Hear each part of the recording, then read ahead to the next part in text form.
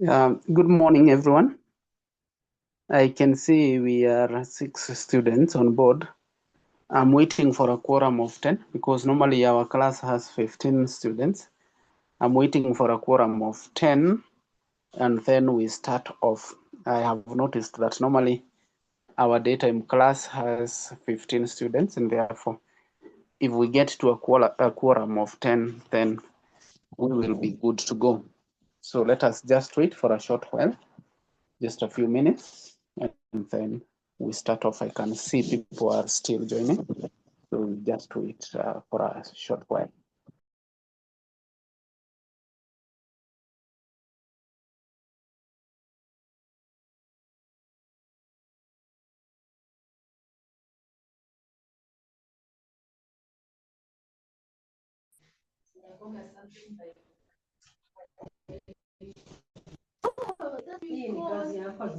It is there because you're good work.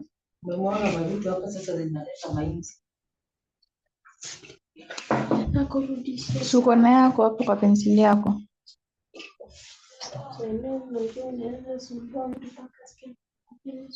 Hebu ndio chukua kitabu pangu yako.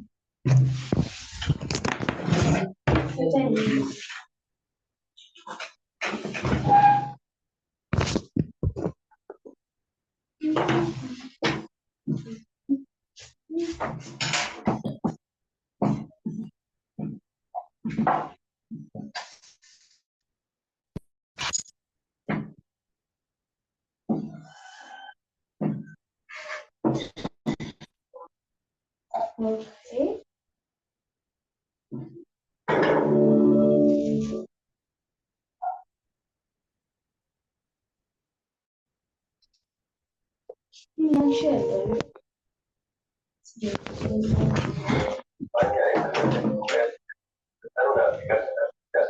Para combatir la falta de recursos vitales. El tribunal enfatizado como no hay para todos, ha comenzado a dar sus frutos, pero por el momento es.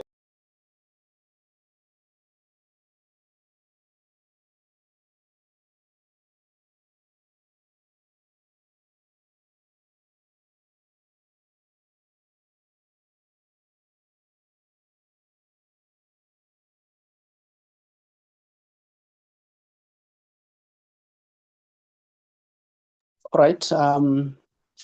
I can see we are now 9 students on board, and we may not wait so much so that we can be fair to those that are logged into class on time. And Levi was our first student to log into class. Congratulations, Levi. And I think we can just proceed. I want to ask Winnie. Winnie, kindly open for us with a prayer.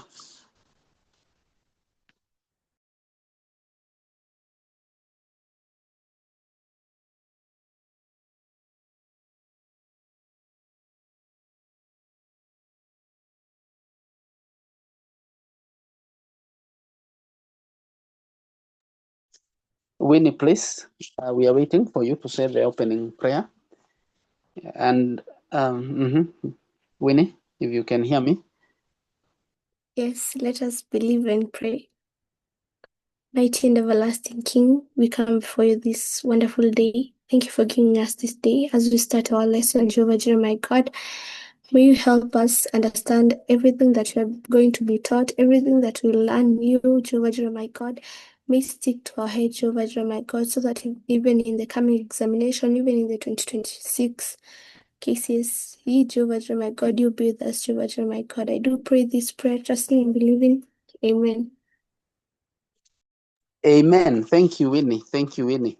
I love the cut on your profile. It is actually, I didn't know that it is the one speaking until I watched its mouth. Now, just before we proceed, thank you, Winnie, for saying that we close our eyes for a prayer.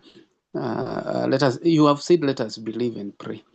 I just want to emphasize what I said here, that it is actually wrong to say word of prayer. You cannot have a word of prayer. There are many words, and therefore, there are mistakes that are commonly misused until now. They appear as if they are the right thing, but we never say, let us close our eyes for a word of prayer. It can never be a word of prayer. We just say, let us close our eyes for a prayer, or let us pray. Similarly, those that say all protocols observed, that is very wrong. That is actually very wrong. You cannot say all protocols observed. You can maybe say riding on the protocol earlier observed, maybe by other people, but you cannot just say all protocols observed, because we ask by who? We are not observed if you have not observed. So I think that is just a digression on the sideshow. We may go back to our work of the day, and for the last 2 days we have read Fathers of Nations, we have read chapter 1, we have read chapter 2, and now we are delving into chapter 3. And I think our objective of today is to finish chapter 3, because ideally we said that we need to be reading 15 pages per day, and therefore if we read today up to page 45, then we will be in a good position, as long as we read and analyze very well. But before we proceed, maybe I would wish to know whether there is anybody who has any question. If there is anybody with any question, kindly ask before we proceed, because I believe even after we ended our lesson yesterday, you went ahead and digested what we said. So if you have a question or even a comment, or even you want to ask the others a prodding question so that you can see whether they remember whatever we said yesterday, we can have 5 minutes to do that, and then we proceed. Anybody who has either a question that they want to ask, or you have a probing question, or what we call practice question that you want to ask the others just to challenge them, you may ask. Or even if you have a comment or a suggestion on how we are supposed to go forward with whatever we are doing. I've given 5 minutes for that, and then we start reading from where we stopped yesterday. I can see somebody has texted here.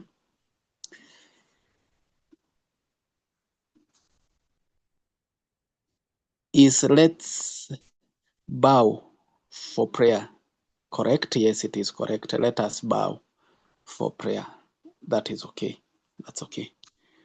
Any other question? Any other question that somebody might wish to ask? I'm waiting. I'm waiting. If there is any other question, I'm waiting.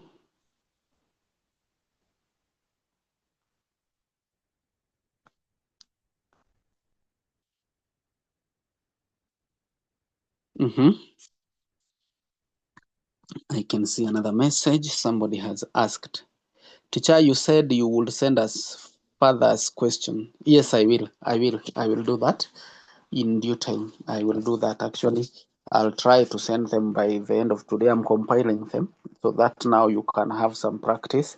They are actually plot understanding questions, basically. And then, according to Christian understanding, it's only supposed to be, let us believe and pray. Well, we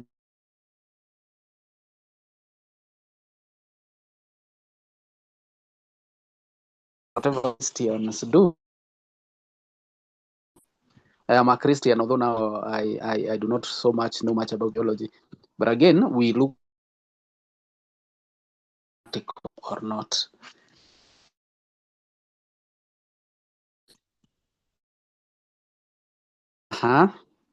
Right. Is there any other question? All right. The question, and therefore we can just go straight into reading the bit that we are supposed to read today. And I would wish to ask Brian Koech. Brian Koech, kindly, would you remind us where we stopped yesterday? Page 32. Very well. We stopped at page 32. And please do not be like some students. You know, there are students who do not really follow. And when the teacher comes and they ask the whole class, where were we yesterday? And you know, some students, they just remember they were in class. So where were we? And they are like, why Mwalimu is asking where we were? And we were in class. And now, if the others say we were in page 40, they just agree. If it is said we were in page 33, they just agree. So please, let us begin. And thank you, Brian, for telling us that, because ideally and certainly we stopped at page 32. That is okay. And the bit that we read was about the fatal crash or the death of Tuni or the fatal accident. That is whatever we talked about. And now today, the bit that we are talking about, that is page 32 to page 34. I want us to call it Asia's walkout. Asia's walkout. Or else you would say the marriage falls apart. You may call it the marriage falls apart. The marriage falls apart. And I would wish to ask again, Brian, do you have a book? I have a photo of the paper. I have a photo of the text. You have a photo of the text. Right. So are you in a position to read? Yes, I'm in a position. All right, it's okay. And then Esley has asked, if I may ask, do we read as individuals first? Now, let me tell you this, and please take this seriously. I have taught in schools like Karema Girls and Tumishi Academy, and I've seen people getting A's. This is what I want to tell you. For set books, if you have read once, you have done nothing. If the only time you have read is when you read in class with your teacher, or this time that we are reading here with me or with your teacher here, I want to verily tell you that you have done nothing. If you have read the book twice, that is, you know, now this time that we are reading with you and the time you read with the teacher, we are counting it as once. So if you have read the book twice, the one that you read with the teacher and the one that you read by yourself, verily, verily, I say unto you, you have done almost nothing. Almost nothing. If you have read the book 3 times, the time you have read with the teacher, and then by yourself you have read some 2 times, you are almost there. You are almost there. And if you have read the book 4 times, that is when you read with the teacher, and by yourself you have read 3 times, then you are there, and I will be very assured that you will get an A. So, Ainsley, whether it is after this or before this, I am expecting that by the time you sit for KCSE, you have read the book at least 4 times. At least 4 times. And I'm saying at least 4 times. I hope it doesn't sound ridiculous, but that is it. Even personally as a teacher, I have read the book actually more than 10 times. Not the time that I have read with the students, but even when I have read with them by myself. And that applies to the Samaritan also. Because if you do that, then you will be in a good position to sit for the exams. And I will tell you for sure that these set books are the key to an A in English, because even if you do not use them to answer direct questions from them, they mold your grammar usage, they mold your mastery of language, and therefore you will be in a position to answer any other grammar question, any other question in English, including essay writing, very easily, because you know how sentences are constructed. And it goes ahead and helps you even to answer questions from other subjects that are tested in English. Kwa hivyo, honestly, I hope I have answered you, because I have really taken time on that, but please take that as it is. So, Brian, back to you. Mother and father were inconsolable. Then, at their daughter's burial, final in a way that ended all doubt and all hope about her, closure came. Grief sharing then turned into progress toward recovery. 6 months later, they were well enough again. One day, Asia woke up rejected again. Not about Tony. This time, not about Tony this time, but about her husband. She seemed to lose him all of a sudden. If he did as much as appear about to touch her, she jumped back and shrank away. He pretended he understood why she did so. In the weeks that followed, he kept out of her path. If he nonetheless ran into her accident, he retreated at once, acting as if he had meant to go somewhere else. She saw through his lies, only with the tiniest of wordless nods. Did she show she sorry, did she show she saw through them? For months, this was their matters too. Then one morning, wordless nods turned into wordless smiles. Good, he said to himself. Things were looking up, but she never really snapped out of her gloom. She still mopped and moaned, and he still watched and waited. One evening, just after they had climbed into bed for the night, she dropped the bomb. I'm leaving, he said. The bed creaked. What do you mean you're leaving? Professor Kimani asked. He knew the answer. She did not want to stay with him anymore. He pressed her. What's going on, Asia? Newborn has asked me to marry him, he said. This part he did not know. Newborn Walumo? He asked. Then he sat up his half of the bed.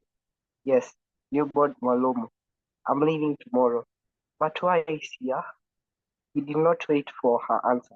Ah, it is his money, isn't it? How dare you, Karanja? She shouted. Then she also sat up in her half of the bed and turned a bedside lamp on and glowered at him. For you, I've done without money for over 30 years. Repeat, 30 years. And now you have the guts to say money is the reason I want to leave. Well, isn't it? He retorted. Look, here, money doesn't guarantee happiness. Ha! He scoffed. Then she slid back into bed, turned to her other side, and wiggled away from him. The bed roared. You talk of happiness. You have no shame. You couldn't tell me what happiness was if it fell on your lap and cried out its name. She wriggled further away. Then you say money doesn't guarantee happiness. Never having had it, how will you know that it doesn't? All I'm saying here is he slid back into bed as well. The bed protested. That even the rich have their shares of trouble. Plus, more troubles from their wealth. Ha! If their wealth were a problem, why don't they simply give it away? He tried a different approach. Tuni, in any case, is this a good time for us to part? So soon after the death of our daughter. Leave Tuni out of this, she shouted. She would still be alive if you had a real car. All right. Thank you, Brian. Up to that point, I want to explain the meaning of 3 words, because if you used such words in imaginative compositions, also obviously they will help you.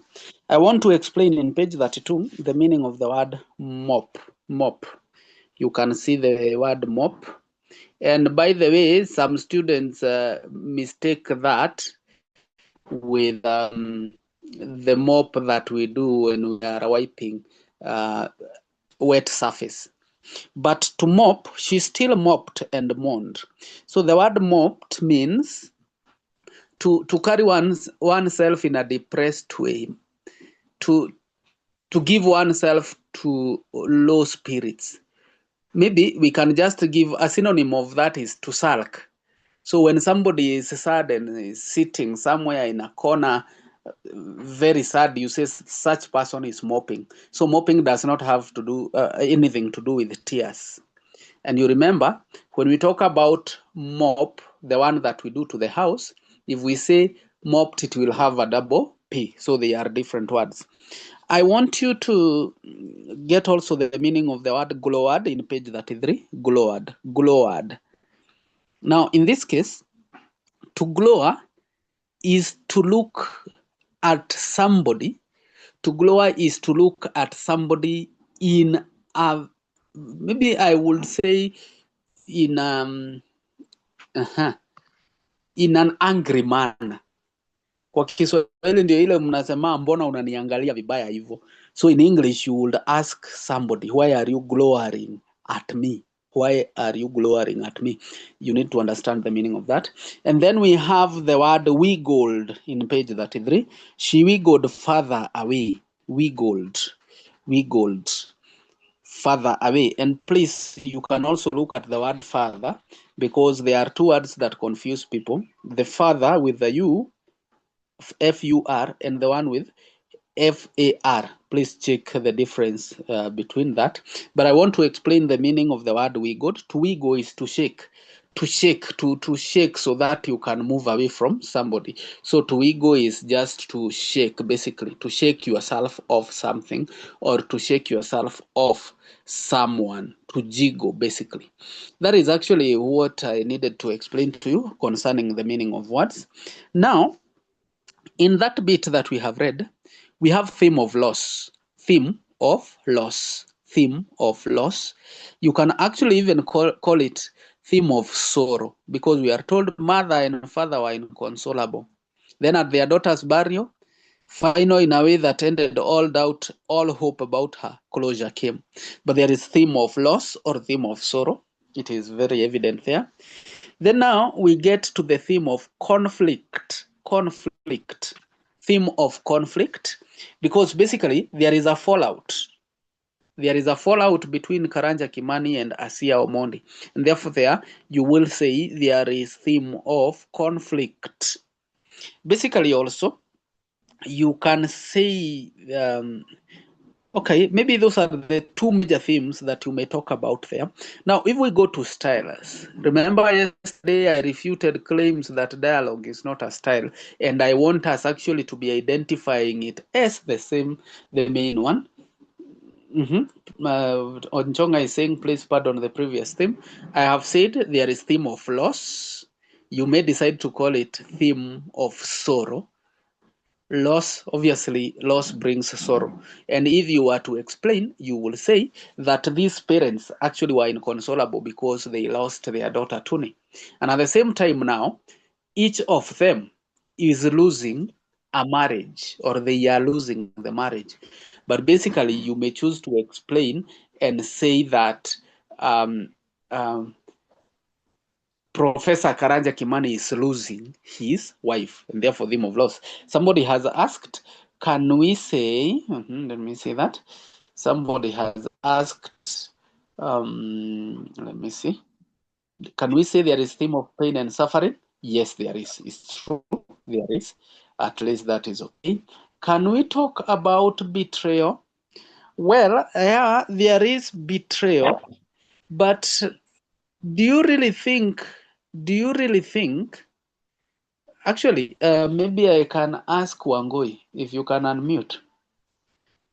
No, is it Wangoi? No, it was Winnie. Winnie, who do you think betrayed the other? According to you, in this bit, by Asia. I was thinking about betrayal in the sense that the wife, Asia, left the husband right after the death. Like she left him with another man.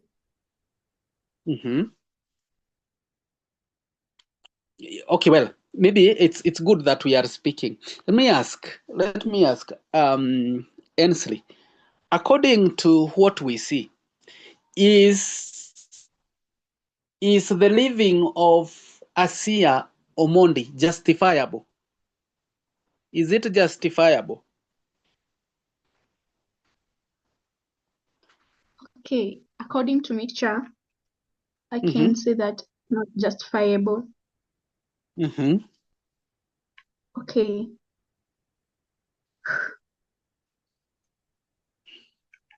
Okay, I'm not sure how to explain it, but can we say, okay,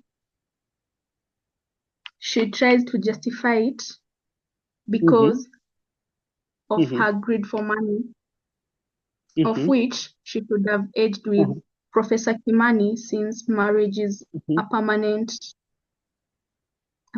thing. Okay, well, you have brought another perspective. But I first of all want to agree, yes, we can talk about betrayal. And you say that Asia Omondi betrays the husband, but it is not by leaving him. Remember, you must explain the theme very well. He betrays him by leaving him for another man. For another man. Now, you must bring the sense of for another man, so that now it comes out as betrayal.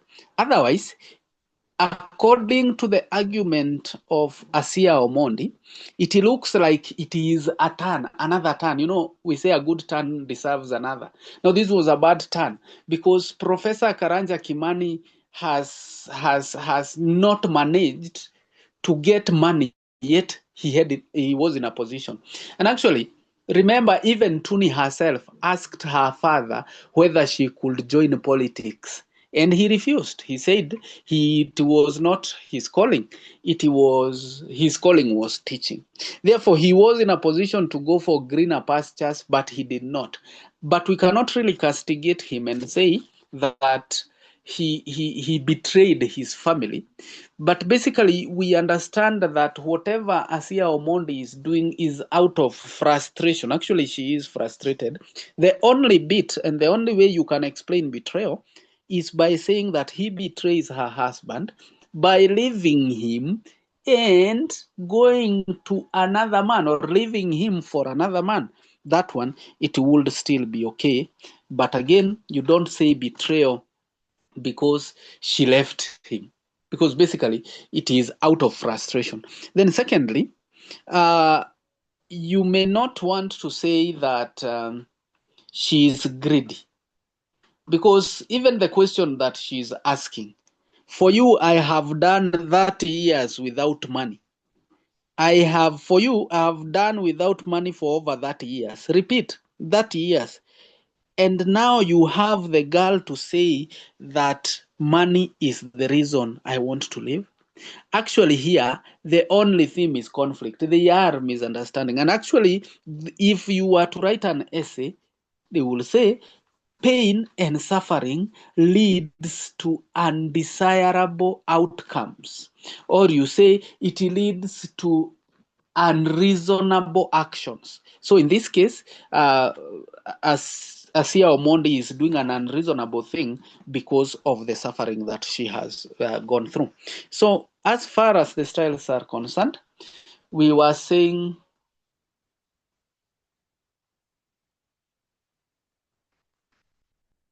all right, thank you. We are saying that there is a style of dialogue, and remember we said if you are to do it well, you must explain two-way. You must show the conversation in your explanation, in your illustration. That is, you must highlight one statement by one person, then another statement by the other person, so that now it becomes a dialogue that is well illustrated. And then now we have personification. He slid back into bed as well. The bed protested. The bed protested. And by the way, personification is one of the best styles to use when writing imaginative compositions. You could say something like, I wanted to wake up and go to class, but my bed embraced me tighter, and therefore I stayed. Or else you say, I opened the window and a warm air caressed my face. And that is it. So let us focus on using personification when we are writing imaginative composition. But basically, those are the two styles that are there. Although you can see there is some parenthesis down there. He tried a different approach, hyphen tuning. We said in that case, that hyphen is used to give us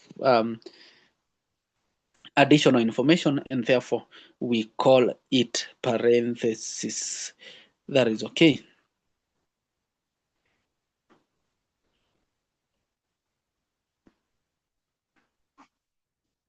And then we have rhetorical questions in page 32.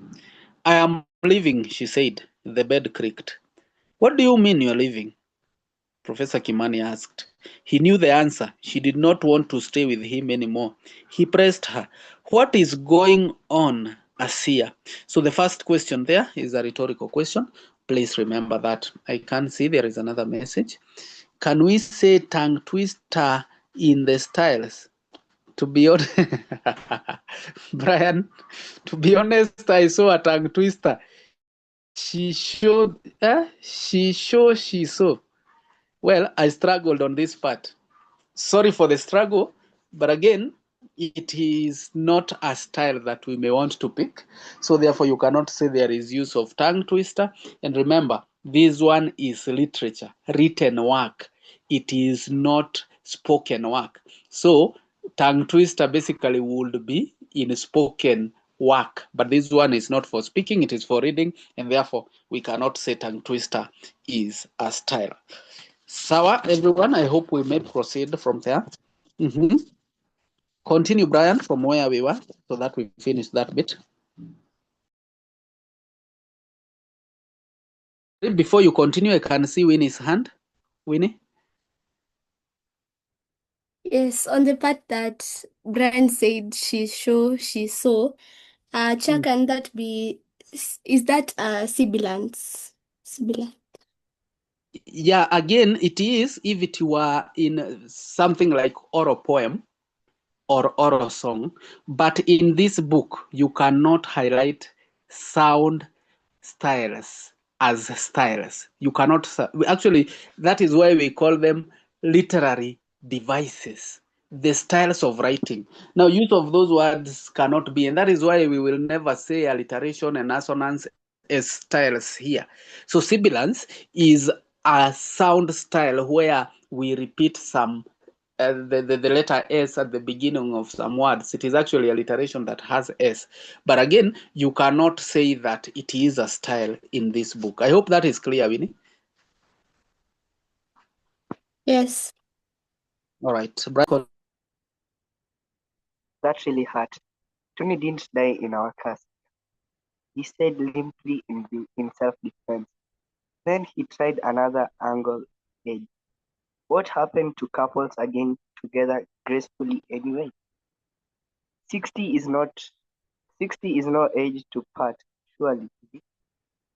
You mean I should have left earlier, before I turned? Well, I did not. Well, I did not. Does not mean I should not. Nor does I did mean I will. That is why if I did not leave before, now I should. And it is why if I did stay then now, I will not. She left the following morning. Oh, sad. She left the following morning. So we can see rhetorical questions there. Rhetorical questions are there. What happened to couples aging together gracefully anyway? 60 is no age to part, sure, is it? Then we just have dialogue, but basically there we have theme of loss. We have lost the marriage. Karanja Kimani has lost a wife. Oh, sad it is. She left the following morning. So those are some of the things that you would say. And basically now, there is something that we have not mentioned. Actually, the estranged marriage could also be a title for that bit, the estranged marriage or the strained marriage. If we go to character traits,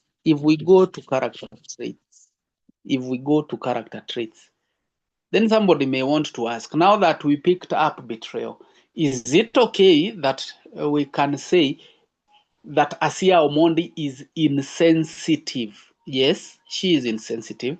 At the same time, we can say she is irrational. Irrational because she does actions that are devoid of reasoning. Remember, irrational means you are not able to reason. Irrational. At the same time, we can say that this lady is rash. Rash that has a RASH, rash, because she makes very quick decisions. Rash is when you make a decision at the spur of the moment and you go by it. She is very rash. At the same time, you would say that Professor Karanja Kimani, maybe you could help me here. What would you say are the character traits of Karanja Kimani here? Karanja Kimani, what are the traits there? What are the traits of Professor Karanja Kimani? Because you may be given that as an excerpt and then you are told, identify the character traits of Karanja Kimani.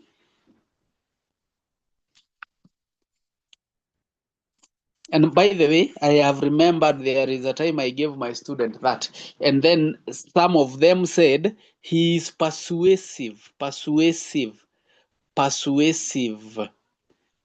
Can we really say that this man is persuasive? Somebody just unmute and tell us. Persuasive.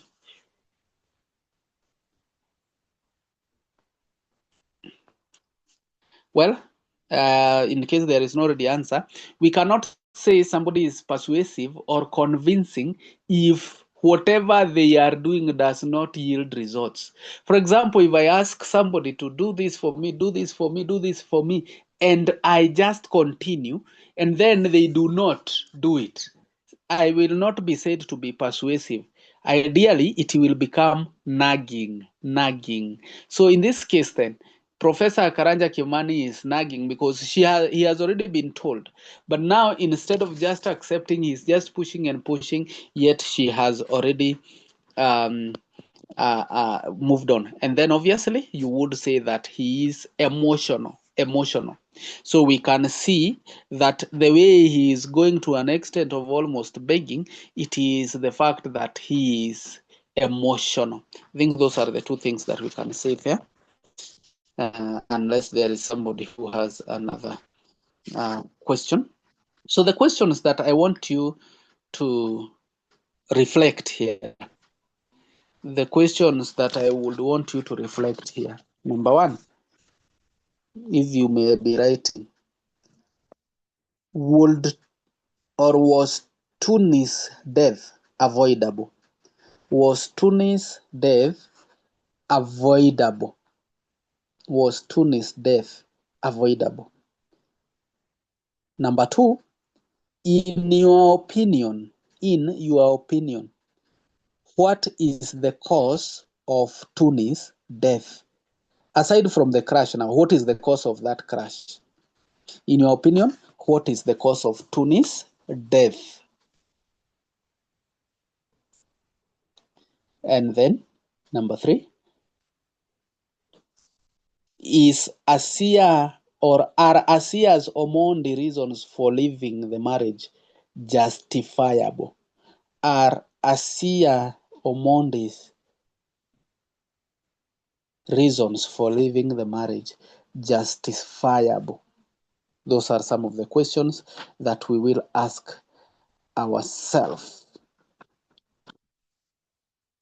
Then now we can move to the next bit. If there is no question, I can see some manipulative in the sense that he tries to speak about Tuni. Manipulative, yeah, that would work. Actually, he is trying to manipulate Asia Omondi using two things. One, age. Two, Tuni. So he is manipulative, that would work. And by the way, as a style, you may say it is there is irony. And it is ironical that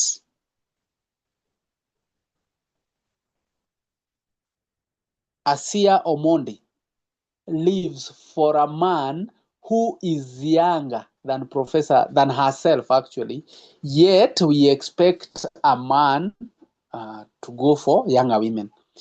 Na tuelewane hivi, please listen to me this one clearly. Whenever you are identifying irony as a style, this one you always remember, because in most exams irony has been asked directly, where you are told, I explain the irony. You must make sure that you use the word yet. It will not suffice, it will not be okay to say it is ironical that Asia Omondi leaves Professor Kimani for a younger man.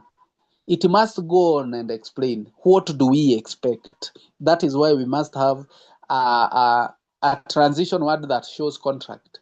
Although we expect a man to marry a younger woman. So whenever you are explaining irony, you must make sure that you go ahead and show the expectation that is opposite of whatever has happened. I hope that is clear. Let us proceed from page 34. And we are going to call that is from page 34 to 38, Professor Kimani confronts newborn Walomo. Professor Kimani confronts newborn Walomo. Professor Kimani confronts newborn Walomo. Or you can say the clash between Professor Kimani and newborn Walomo. Yes, Onchonga? Onchonga? Yeah. Back to the point which you just said about the irony that was behind. Yeah, the irony that you just stated. Okay, I feel like the irony should come from the text, just like the one for the irony that comes along with the silent listener. So, like, you took this irony with the real life, with what happens in real life compared to the text. Okay, I don't think that you get. Look at this. He tried the second one, age. What does he say about age? Where is it? Maybe Onchonga, you may read it. What does he say about age?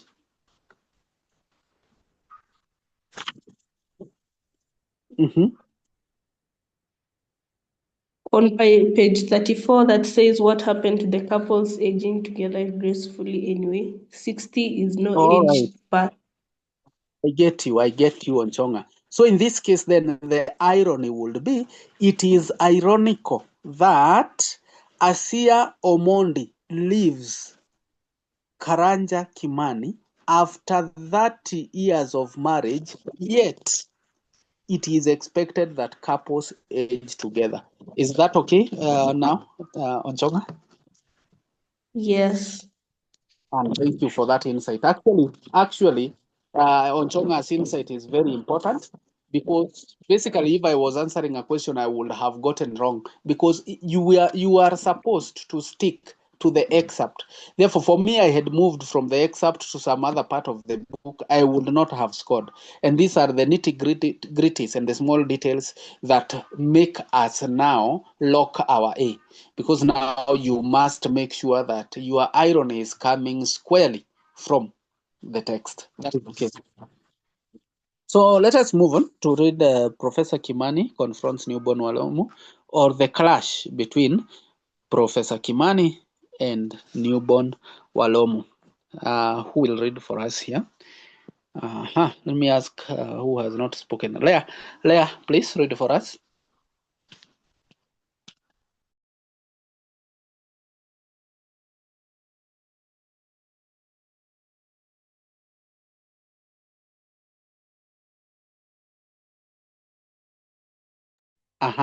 In case Leah is not able to read, Mwania, kindly read for us. Mwania?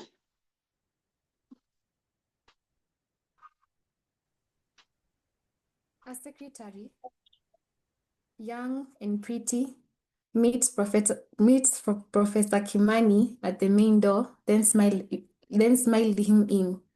Her smile, he now realized, had nothing to do with him. It was a reminder It was a reminder from some joke still floating in the air when he arrived. As proof of that fact, inside the room was another secretary, also young and pretty, who was smiling as well. In her case, she was smiling only with her eyes, her hands having clamped her mouth, pending his departure, after which she would pull all stops and burst out laughing. He introduced himself. Both women killed their smiles and scrambled to block access to the closed door in front of them. He knew who was behind that door, Newborn Walomu, MP. So, brushing the two girls aside, he went and opened the door anyway. And who sat before him? Now, if it was not his arch-enemy, he was fat. And that was how Professor Kimani greeted him. "You fat baboon." The man had been reclining in the black leather chair behind a shiny mahogany desk. Now he brought himself back into an upright position, except for a mounted nameplate announcing him as Newborn Walomu, MP. The desk had absolutely nothing on it. It was, "This is my office, Karanja." He said, "You will use nothing but civil language while you are in it. Do you understand?" Professor Kimani did not answer. What a triumph that already was. His enemy thought. Absence of an answer meant submission. To celebrate this easy victory, the man rocked in his chair back and forth fast. Then he spoke again. "Karanja, was there something specific that you came to see me about?" Again, Professor Kimani did not answer. Another victory. This time, the man tried to celebrate it with a smile, but he killed it. Since he's leaving the university, his belly had grown into a ball, big and firm. It should have become a handicap, yet it had not. Was he not husband to 3 beautiful women who had already borne him a child each? It paid for itself through reproductive success, which it owned to its cause, a soft seat in Parliament. He had won the seat in a by-election. Gunmen scaring off pursuers had killed his predecessors. A swaggering rogue, whimsically nicknamed Kazi Kubwa Pesa Ndogo, or Big Work, Small Money, while he was wobbling drunkenly out of a bar. Now, there Mr. Kazi Kubwa Pesa Ndogo's successor was sluggish and groggy like a satisfied python with a hangover in a big office furnished at public expense with black leather chairs and 2 pretty secretaries. "Karanja, take a seat," he said, gesturing at a chair. Professor Kimani rejected it. "Keep it." "Fine. Stand there forever if you like. See if I care. Let me guess. You came to ask why I want to marry Asia. Am I right? You have a nerve, you heap of. Watch your tongue, Karanja. I'm not going to warn you about your language again. Why do you want to steal my wife? The word I used was marry. You prefer steal. What good is she to you?" Professor Kimani cursed himself for that wording. He had degraded not only his wife but also himself, and in the same breath upgraded his foe. "What good is she to me? Is that what you asked? Because she is much older than I am. And is that what you mean? Where is my answer? Here is my answer. Old is gold." Mr. Walomu's opponents had a different answer. When a cat gets into a pigeon coop, they said it kills all the pigeons it finds there, not just those it will eat. Mr. Walomo had already eaten 3 pigeons and now had in his paws a fourth, a seer. Strewn along his path lay many others he had killed but not eaten. So who could say for sure that man's hands, a seer will not become one of these? Mr. Walomo continued, as for what you call stealing, a professor in Texas says that a lot of people do it. He threw in a Swahili cliche to support his claim. Na hivyo ndivyo ilivyo. To help it along, he gave an approximate English equivalent, and that's how the cookie crumbles. That was mockery Professor Kimani felt had to reject. You have 3 beautiful wives, he began. This was a silly start, as even he realized. Had he not sounded an envious loser? Nonetheless, he went on. All of them are young, and young they'll still be the day I die. Mr. Walomo added, Karanja, you know the saying, a real bull dies with green grass in its mouth. Then why do you steal my wife? She is old, not the green grass you want in your mouth. I just told you why. Old is gold. Anyway, stealing, to use your word, is not all that uncommon, you know. Not that uncommon, you know.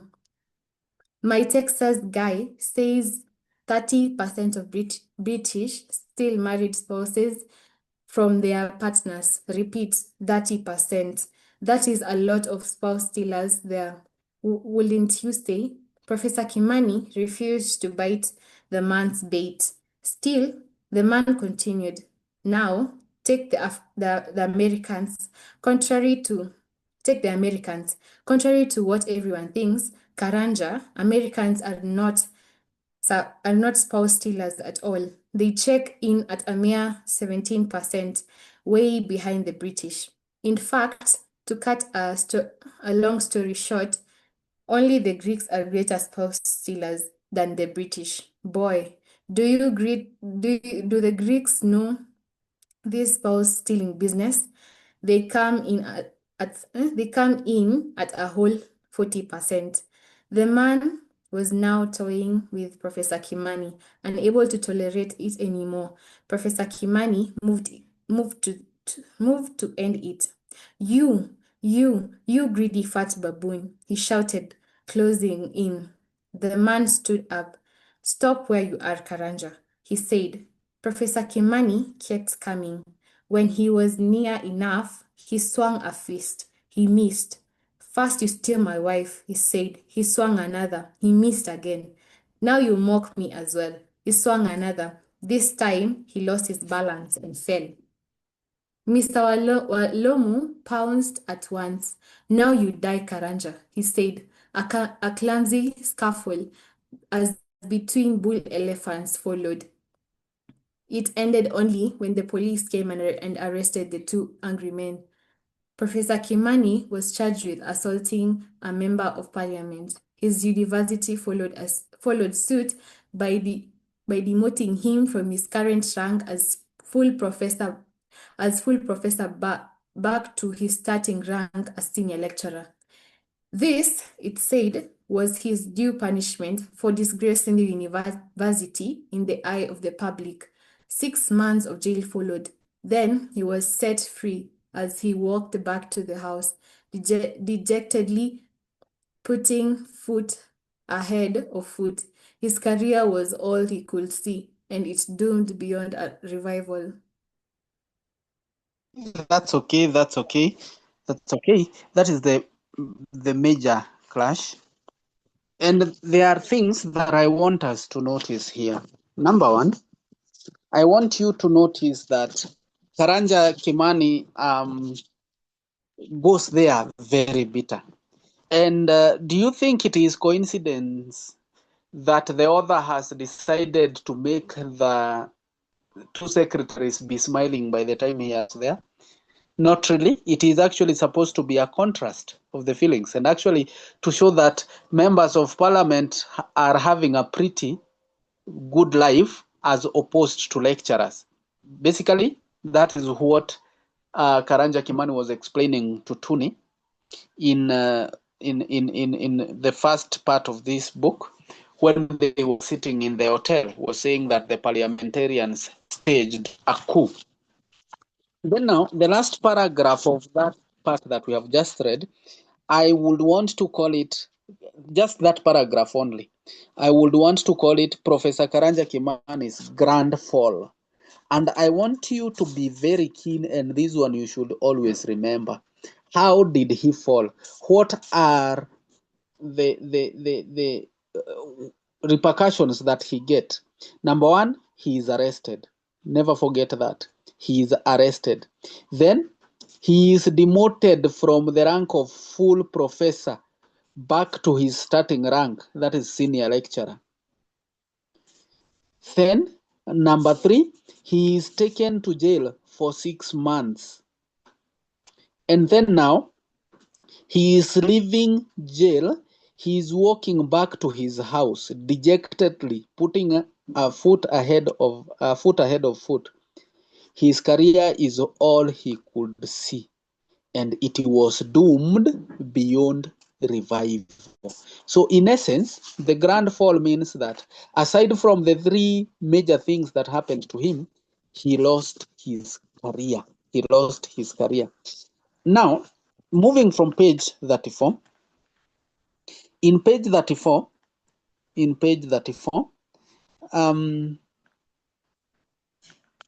you may say that we are having a metaphor where he says, "You fat baboon."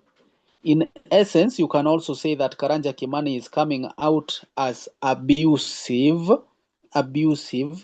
But in essence here, you may want to highlight the theme of pain and suffering, because Karanja Kimani is bitter. He is bitter.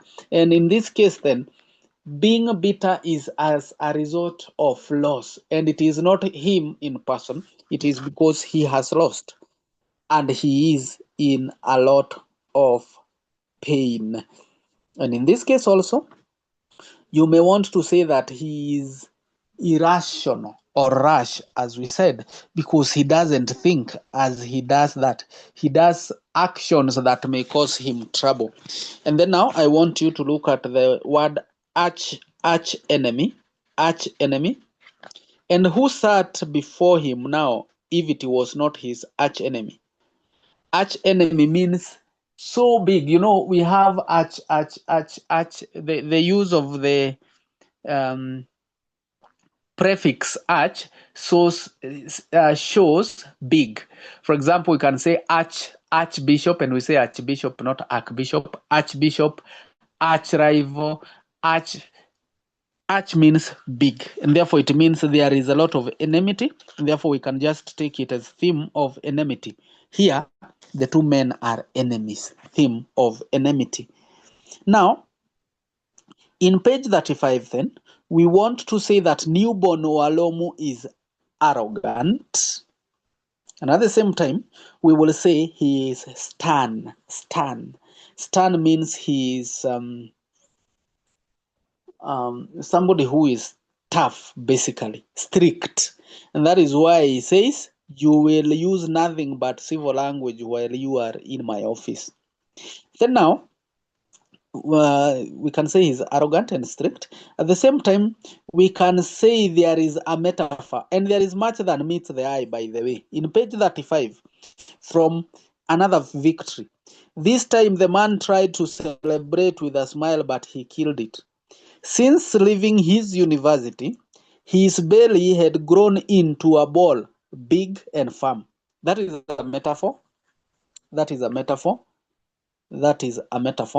And it is actually symbolic of the greed that members of parliament have. Greedy. So in essence, you will say he's greedy, and this is shown symbolically through the big stomach. Symbolism. At the same time, we are having rhetorical question there. Was he not husband to 3 beautiful young who had already borne him a child each?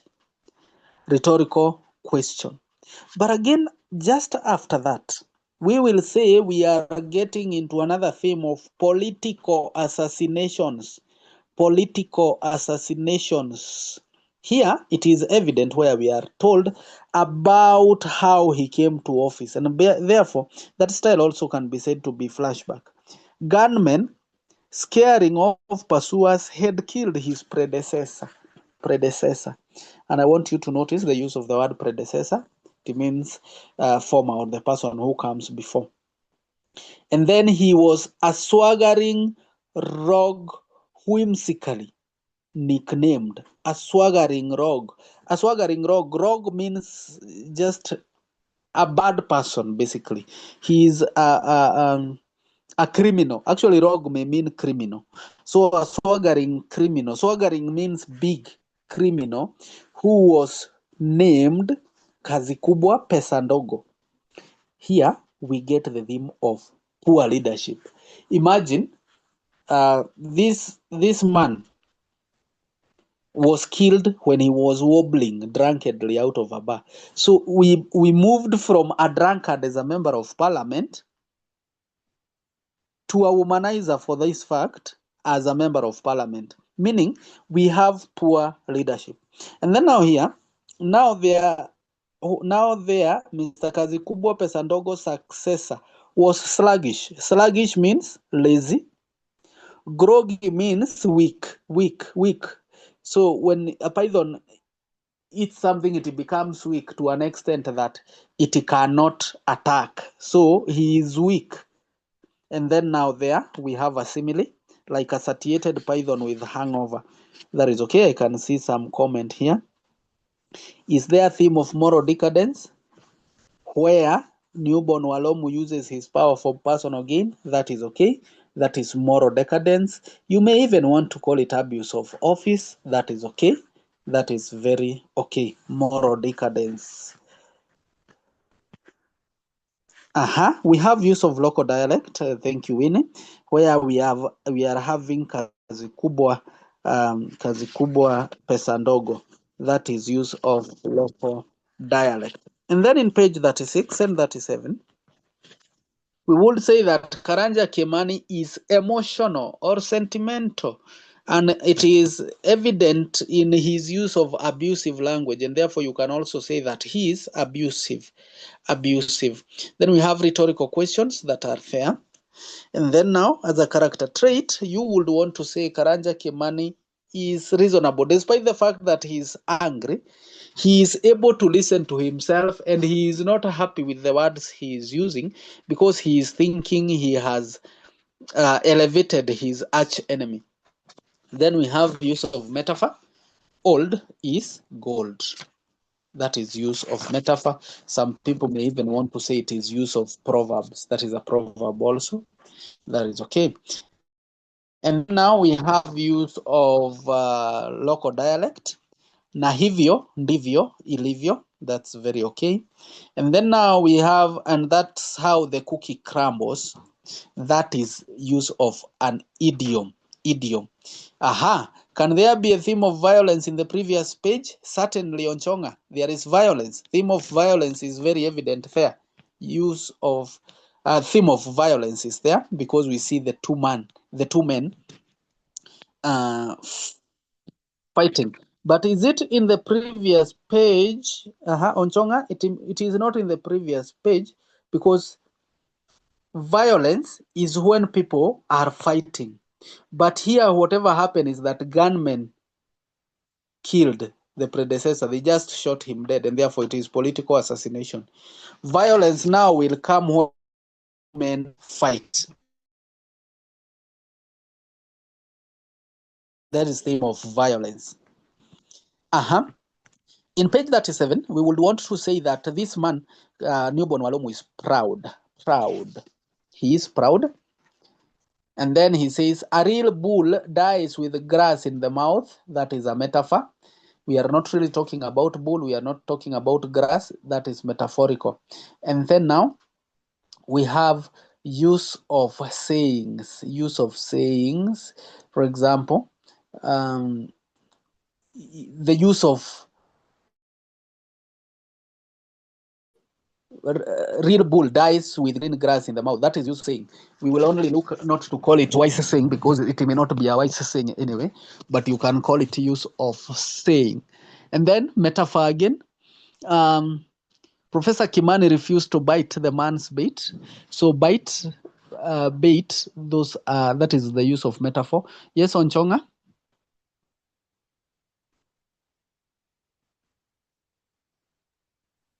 Sure, once in an exam we did, we were told to explain the meaning of a red bull dies with the green grass in its mouth. Could you please explain? A real bull dies with green grass in the mouth. I have said that is metaphorical. It is a metaphor, And you will only explain by saying newborn Walomu compares himself to a real bull. And he says that he will always have young ladies, green grass. So he's actually, because he has been told you have young women, they are young. They are young. And he says a real bull dies with green grass in the mouth. So in your explanation, you must say it is metaphorical and it is implying that newborn Walomu compares himself to a real bull and compares the young ladies in his life as green grass. I hope that is clear. And actually it brings him out as proud. And then when he's asking, what about wise saying? We don't have wise saying there, just say use of saying. Although old is gold is usually a proverb. It is not a saying. It is a proverb. Winnie, I hope that is clear. The only saying that we have is the one that I was explaining. A real bull dies with green grass in its mouth. That is a saying. The only thing that I'm saying, we be careful not to call it wise saying, because whatever is happening here has no wisdom at all. And therefore, in KCSE, when moderation is done, we may be asked not to mark wise saying, but mark saying only. I hope that is clear. Then now, we are brought to, actually there is satire. Satire is, can we say contrasting view? Yeah, that is okay. Contrasting, but now it will be contrasting views. So you have your view, I have mine, but they are contrasting. That is okay, Brian. But now, in what sense do you mean contrasting views? Brian? Okay, for example, Kimani Mm-hmm. presents the idealistic view that a government is responsible for the safety of its citizens, while in the other hand, when we read it's challenged by the realistic of affairs. Yeah, but now we may not actually say that that one as a theme or as a style or as anything. Basically, we have contrasting views. But in this sense, I don't want us to delve so much into the in-bellies of the book, because what we really need to understand for KCSE 2026 is the themes, the styles, the character traits, and the plot itself. So please, we have contrasting views, that is okay, but it is not anything that we may highlight as an answer to maybe any of the questions that we will be asked. So I was explaining that we have satire as a style here. Remember, satire is telling a story that is ideally mocking the type of leadership that we have. Imagine this member of parliament is very knowledgeable, but we may not call him knowledgeable because the things that he knows are not things that are going to help the public. He knows about wife stealing and about the percentage of whichever country about wife stealing and spouse stealing. So in this case, then you would say there is satire, and the member of parliament is shown as petty. Now he is petty because he knows things that are not of help to the general public. That is it. And then now here we can say the theme of violence starts there because we can see the two men fighting. So there is metaphor actually. You greedy fat baboon. That is metaphor. And then now we would say that Karanja Kimani comes out as abusive. And for those that will sit for their exams in 2027 when they will be writing essays from this book, then they will be given an essay such as a lot of suffering messes up with the character of a person, or a lot of suffering makes a person have an undesirable character.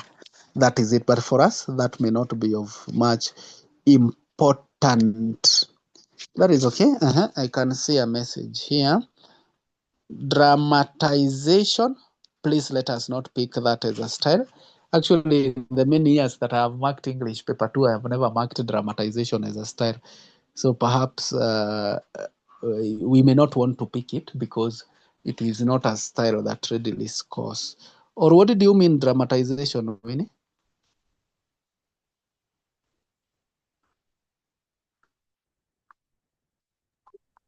I meant dramatization there in the part where it says Professor Kimani kept coming. When he was near enough, he swung a fist, he missed. First you steal my wife, he said. He swung another, he missed. Now you mock me as well. He swung another. This time he lost his balance and fell. Dramatization in the sense that he missed the first, the second, and then fell the last.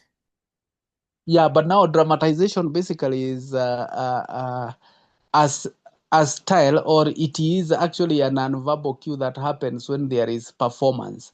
But now here we do not have performance because dramatization is doing what is said. There is no dramatization.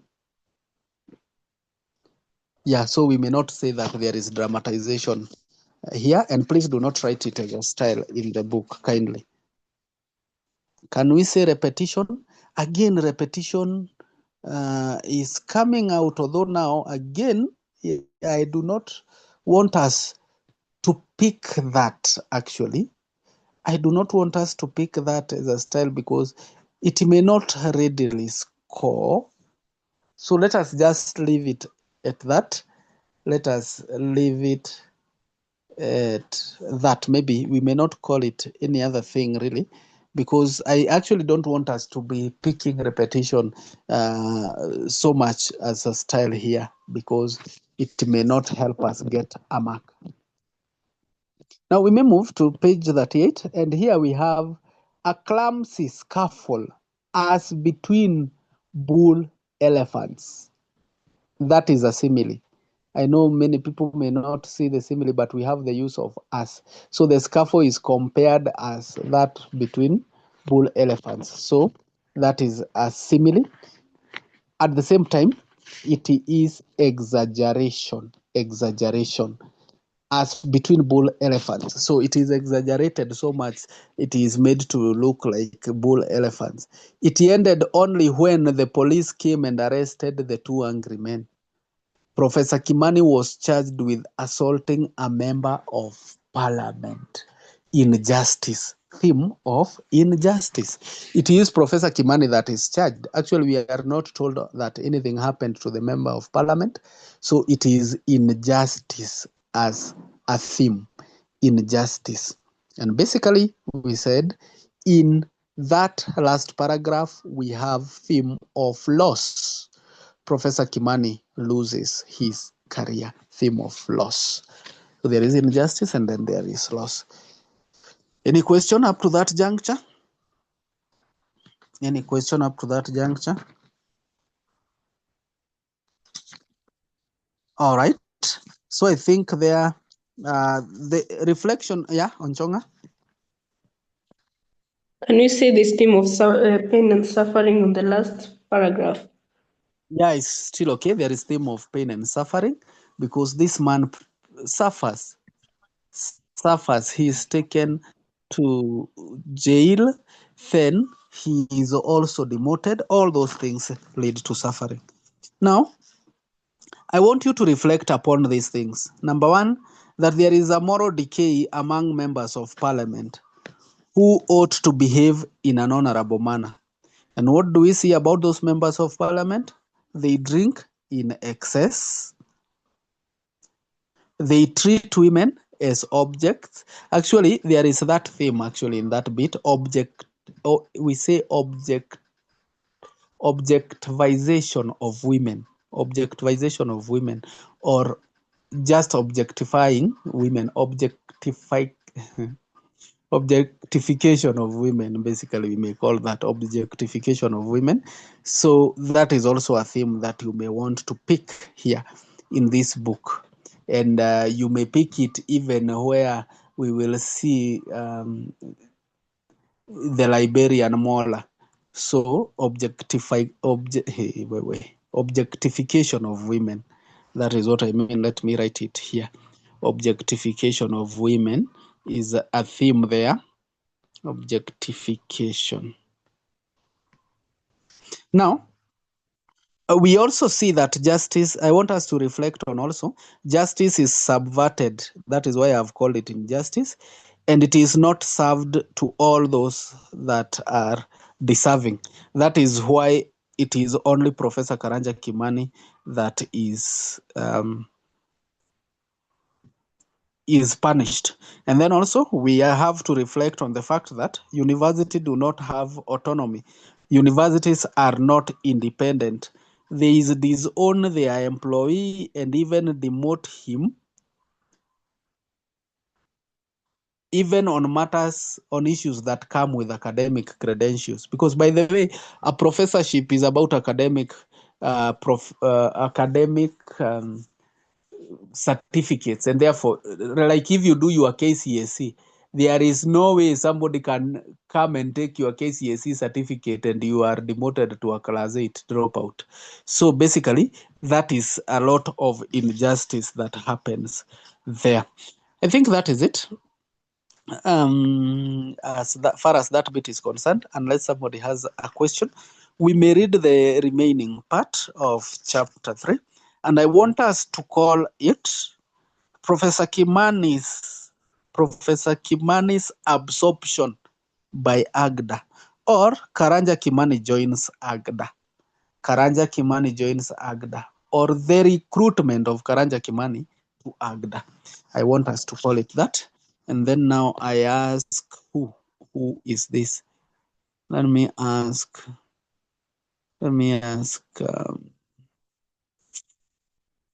Akim, do you have a book?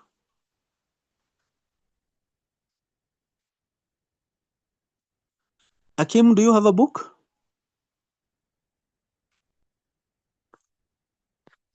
All right.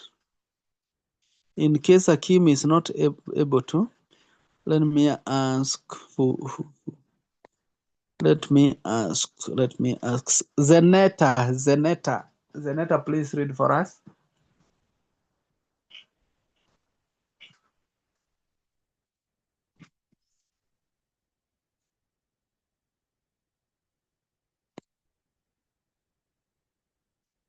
Zeneta, if you can hear me, kindly read for us.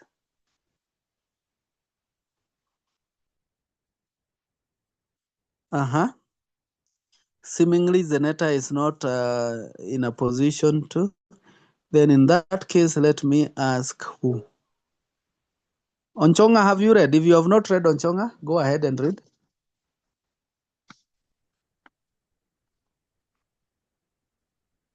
Professor Kimani had a knock.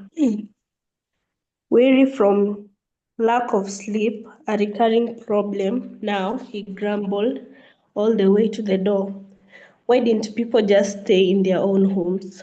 A white man, 50 plus years old, was standing outside, looking from side to side as if an enemy might have been following him. Is this you, Professor Kimani? He asked. His voice was a lion's roar, deep, reverberating, and eerie. His eyes were green. Yes, answered Professor Kimani hesitantly. We've never met before, Professor Kimani, the visitor said, but I've heard and read a lot about you. Here my card. Thanks, Professor Kimani. Took it. I am Tad, said the visitor, Tad Longwe, Director of Special Projects at AGDA. Make that the Agency for Governance and Development in Africa. We are based in Cape Town, South Africa. Professor Kimani compared this oral information with that which was written on the card. They matched. So how can I help you, Mr. Longwe? Sir Mark, also known as Mark Thatcher, is the son of former British Prime Minister Margaret Thatcher, remarked the visitor. Does his name perhaps ring a bell? Perhaps it does, perhaps it does not. This self-negating answer was Professor Kimani's response, not to the man's question, but to the question's irrelevance. Sir Mark lives in South Africa these days, as you perhaps already know. Now, a few years ago, he hired soldiers. No, mercenaries, missionaries might even be a better word, actually. You see, they believed they were on a mission, but call them whatever we want. My point is, Sir Mark hired them to go stage a coup in Equatorial Guinea. Now, last year, the government of South Africa held him in and fined him $1 million. Add to that a 4-year jail sentence that it immediately suspended. Mr. Longwe, you are seeing the relevance of Mr. Thatcher's attempt coup in Equatorial Guinea to visit here this morning is what again? Professor Kimani asked. Actually, I wasn't saying there was any such relevance, Professor Kimani. Still, you are right to suspect I was. Do you see what I mean? Professor Kimani shook his head. Actually, I don't. No, you don't. Perhaps I should come in for a minute and explain. May I? Just a moment, Onchonga. You will continue. There, I want us to notice, actually, this is a very good part of the story. And some of us at this juncture ask ourselves, why does this man have to start with Sir Mark Thatcher? Remember, Professor Karanja Kimani is the first person that we are told about his recruitment to AGDA. That is the first person we are told about, we are explained to how he was recruited. And here, we are told about Sir Mark Thatcher, the son of British Prime Minister. And therefore, it brings out the theme of foreign influence. Remember already Professor Karanja Kimani has failed and has suffered under the hands of local leaders. Now, it is a person who is coming with a story of foreign people that is about to save Professor Karanja Kimani from his suffering that he is going through. And then now here again, we come to the theme of military coups. Military coups. It comes out that coups are there in Africa. But again, does it strike you as weird that the government of South Africa hold him in and fined him $1 million? Add to that a 4-year jail sentence that it immediately suspended. So he was jailed for 4 years, but the jail term was suspended. So basically, I want you to notice the foreign influence that is coming out clearly. Then in page 38, I want you to notice this style. Is this you, Professor Kimani? He asked. His voice was a lion's roar. His voice was a lion's roar. That is a metaphor. But again, there is some symbolic about this, that this man is going to have influence. Just like a lion, he's going to have influence over the whole of Africa. And that is why actually the author had to bring all the 49 heads of state together, and then they get defeated by this man as he leads AGDA, or the AGDA team. Remember, the author brought the 49 heads of state, and they are defeated by this man. And that is why actually his voice is made to be a lion's roar, deep, reverberating, and eerie. And that is a vivid description, by the way. We haven't mentioned vivid description as a style, but that is, remember, vivid description is that description that appeals to any of our senses. So if somebody explains to an extent that you can feel that smell, or you can see that particular view, or you can feel the pain, or you can taste that taste of bitterness, or in this case, you can hear that voice, then we call that vivid description. So in the book, anywhere you see a description that is appealing to your 5 common senses to an extent that you feel like you're there, then you call that vivid description. And I hope you can understand that vivid description. Let us proceed, Onchonga. All right, but for only a minute. Okay, please come in. He led the visitor to his living room. The man followed him. I'll be brief, Professor Kimani. Yes, please. He sat down. The man sat down too. Professor Kimani, all that our presidents ever do to us is to ride on our backs. Is that right? We must stop them from doing that to us. I mean, us Africans. Did you say us Africans? Up to this point, the visitor had been speaking with a bitonal accent, seemingly mid-Atlantic for sounding both American and British. Now he switched to a South African accent, monotonal. Yes, I said, us Africans. Each word, throaty, he had the sound of a big boot grinding gravel on a paved road. Professor Kimani, I'm South African, or yes, we say back home, South, yeah, that word. So just as much South African as you are. Don't you go judging me by the color of my cover. Amused against himself, Professor Kimani chuckled. I wasn't judging you by the color of any cover, Mr. Longway. I apologize if it seemed I was. Please continue.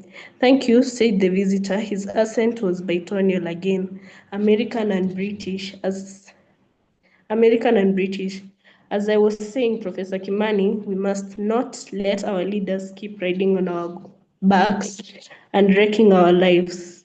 When our lives are all we've got. At independence, they told us our problems were 3: poverty, ignorance, and disease. They promised to eradicate all 3. Decades later, have they eradicated even one?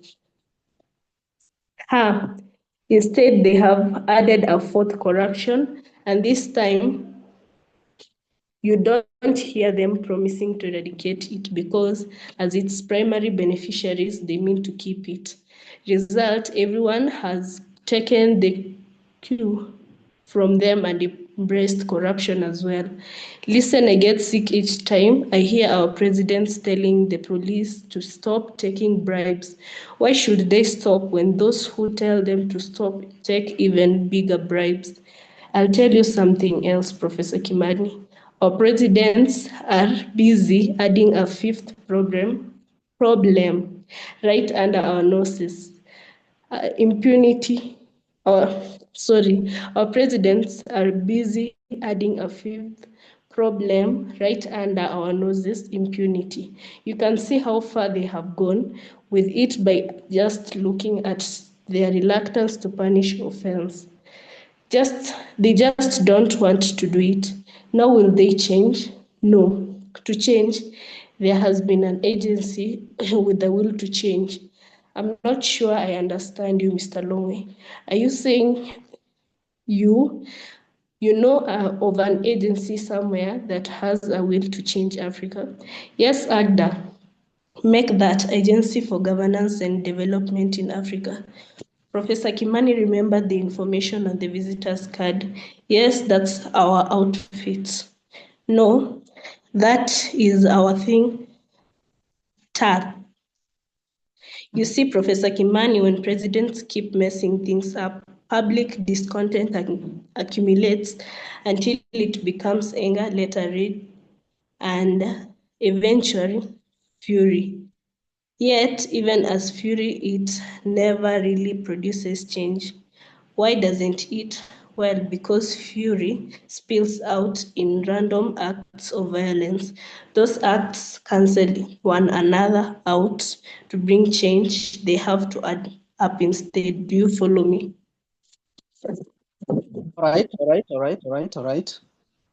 Now, in that bit, I want you first of all to notice the brilliance of this man Tad Longwe. I hope you have seen him using substandard English. And now this one is not for the exam. This one is just for a on a light note. You see, he calls this man Professor Kimani. You know, it is actually wrong. If you have a friend who is called Kimani and does not have money, tell them to work harder. Because now it is some kind of irony. He is called Kimani, yet he doesn't have money. Lakini hiyo sio ya mtihani. Take it as on a light note. But basically here, we have theme of poor leadership that is brought out clearly. Poor leadership. That African leaders, they told us our problems were 3: poverty, ignorance, and disease. They promised to eradicate all the 3. But now instead, they are adding more problems. And here again, we are told that they are also adding what is being called, we are told actually to make matters worse, they add impunity. Impunity is added there, meaning that those people that do wrong are not punished. And that comes at the background where Karanja Kimani have had a fallout with Newborn Walomu, but impunity makes it that it is only Karanja Kimani that is punished. So basically here, we are focusing on bad governance. Bad governance is whatever is coming out clearly. And whatever this man is talking about is what Karanja Kimani has gone through. That is it. Maybe we may continue. Just continue.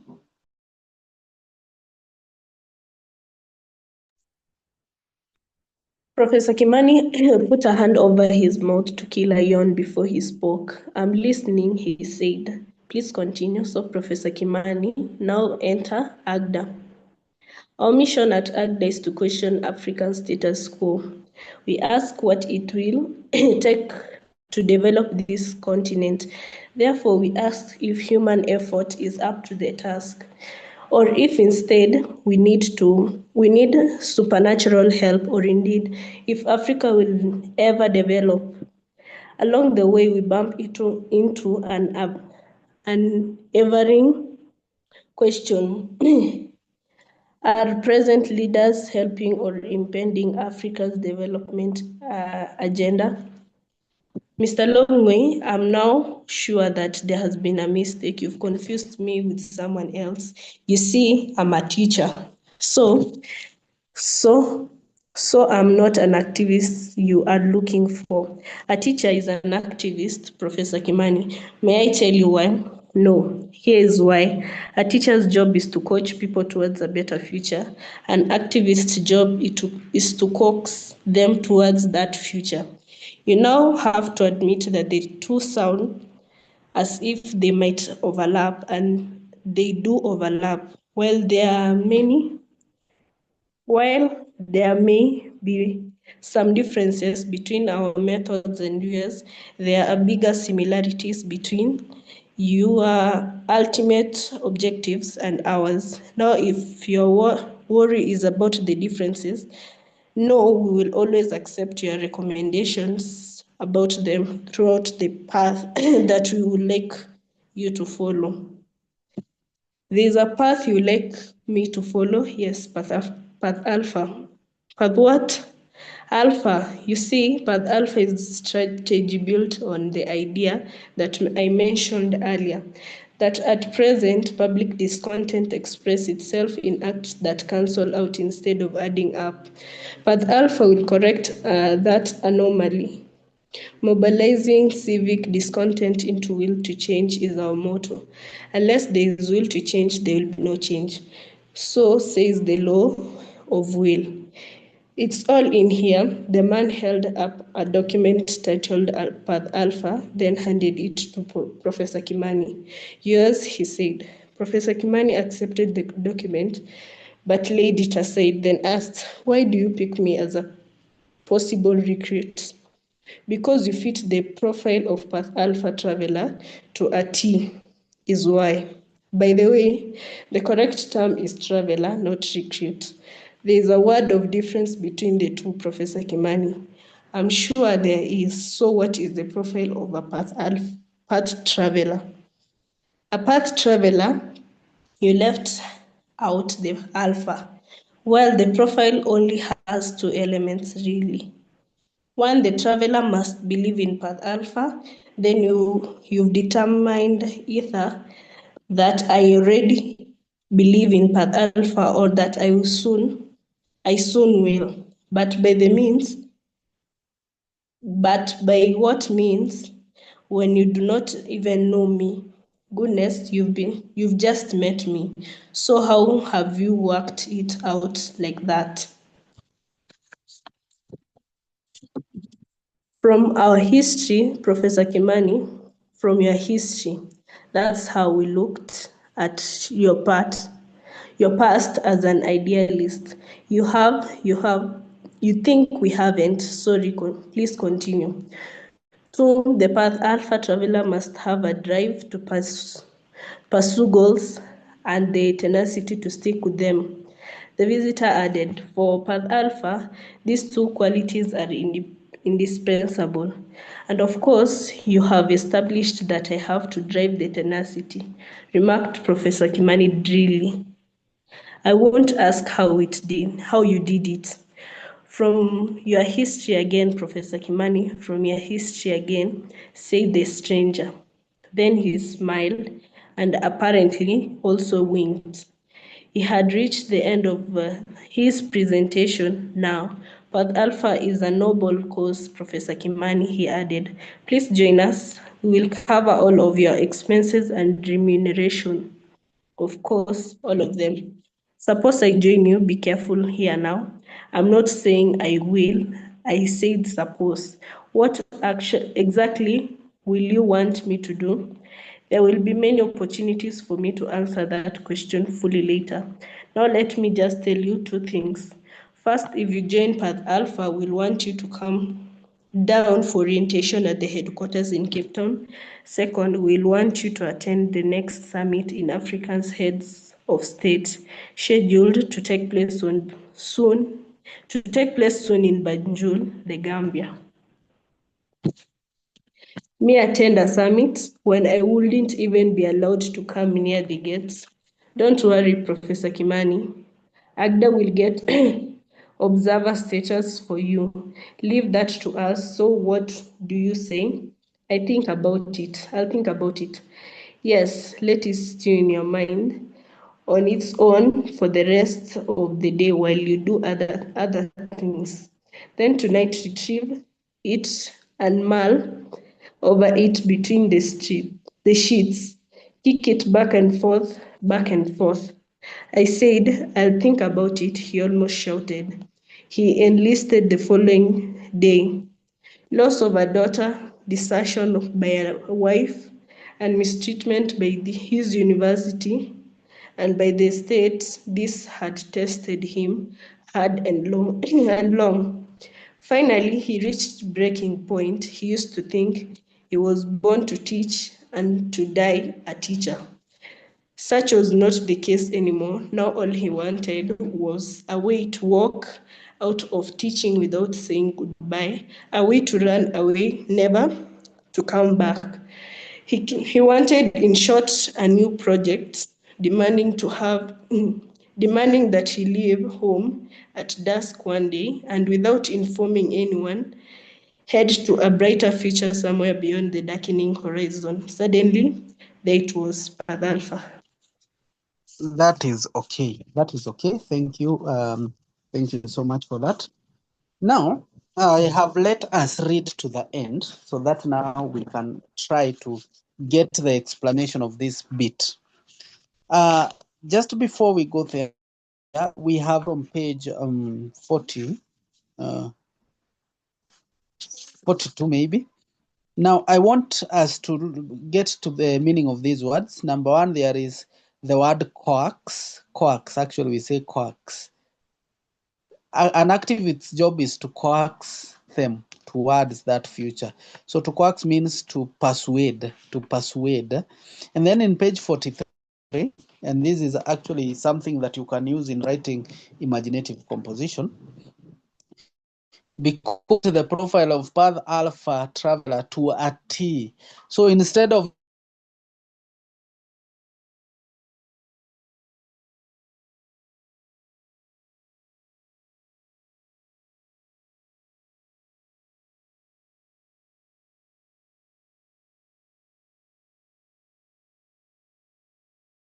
to the work of teaching to a T. So perfect on yourself. If it gets well on your level. And then now, I want also to explain the meaning of the word, which other word had I seen?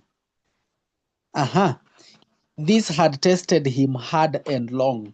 It means they had tested him badly, or they had tested him in a very serious way, or intensely for that matter. Now, let me say this. In page 42, we can say here there is that conversation between the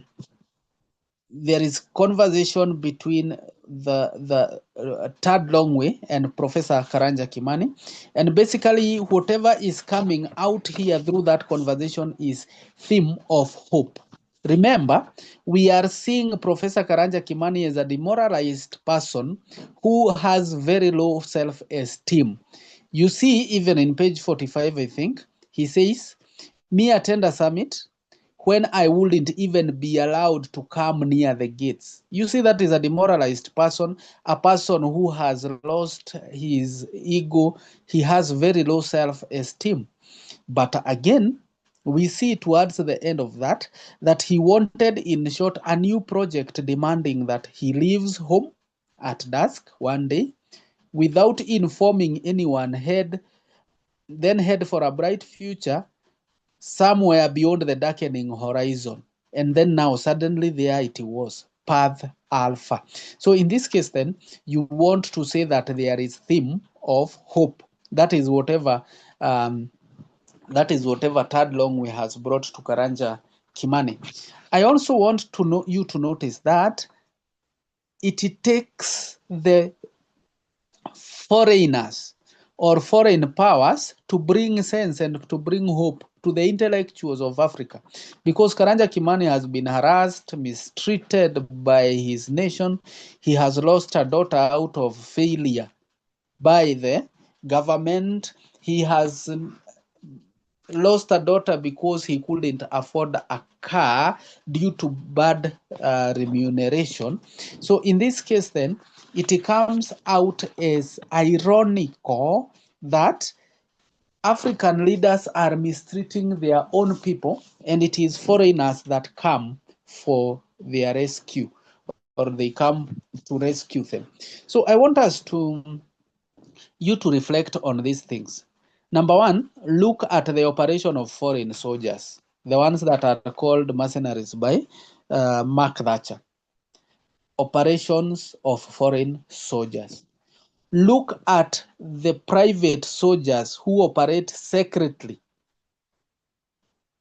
so that they can go ahead and protect the interests of some political class and their possessions, that is.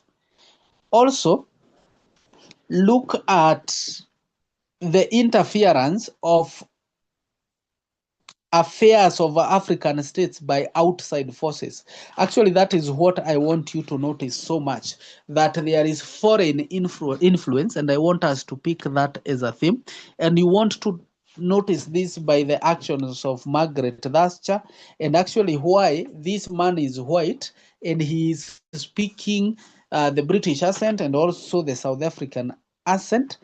Why is it that we are having some influence by outside world or foreigners or by people outside Africa?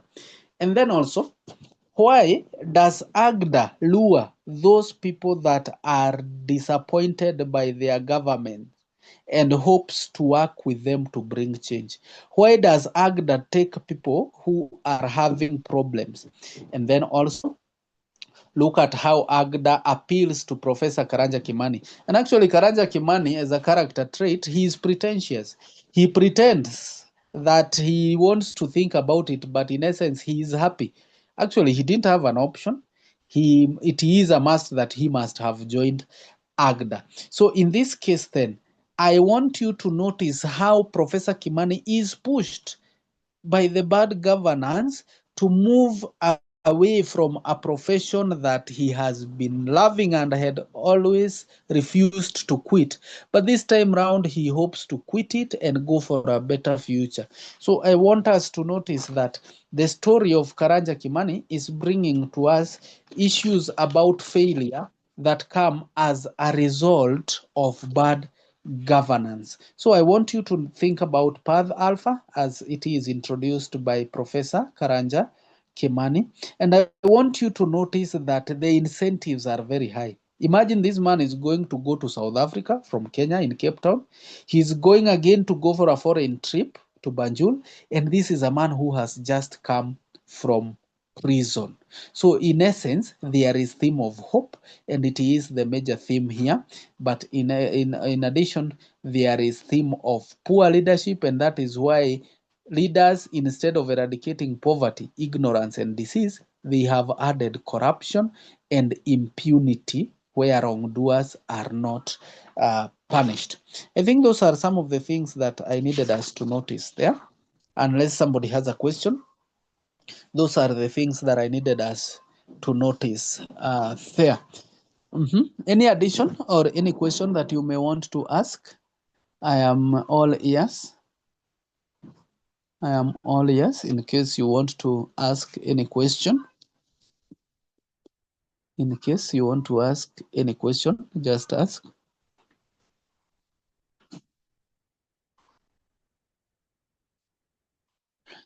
Then in case